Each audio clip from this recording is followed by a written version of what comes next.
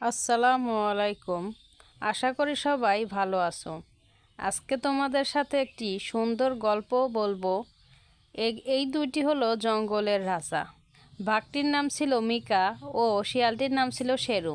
তারা জঙ্গলের রাজা হলেও তারা সকল পশু পাখিকে রক্ষা করত বিভিন্ন শিকারের হাত থেকে।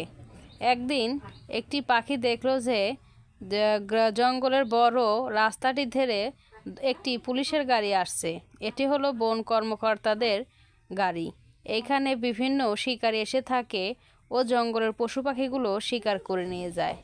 আমরা তখন দেখতে পেলাম যে একজন রিটায়ার্ড পুলিশ অফিসার তার বন্দুক দিয়ে অনেক পশু পাখি শিকার করছে। জঙ্গলের পশু পাখিগুলোকে একদম নির্বিঘ্নে মেরে ফেলছে এবং তা নিয়ে চলে যাচ্ছে অন্য একটি গাড়িতে করে। এই খবর এসে দিল একটি পাখি শেরু ও মিকার কাছে। এসে বলল, শেরু ও মিকা ভাই, জানো জঙ্গলের মধ্যে না শিকারি এসেছে, পুলিশের গাড়ি ঢুকেছে, তারা নাকি জঙ্গলের সকল পশু পাখিকে শিকার করে নিয়ে যাবে। তখন বাঘটি বলে উঠল, ও আচ্ছা এই ব্যাপার, আমি ওদের দেখাচ্ছি মজা, ওদেরকে আমি ভয় দেখিয়ে দেব যাতে ওরা কখনো এই জঙ্গলের মধ্যে আসার সাহস না করে। তারপর আমরা দেখলাম যে সেই রিটায়ার্ড পুলিশ অফিসার বড় একটি বন্দুক নিয়ে জঙ্গলের উত্তর দিকে যেতে লাগলো, যেখানে ছিল বাঘের বসবাস। সেখানে একটি বাঘ চুপ করে বসেছিল। একটু পরে আমরা দেখলাম যে সেখানে মিকাও চলে আসলো।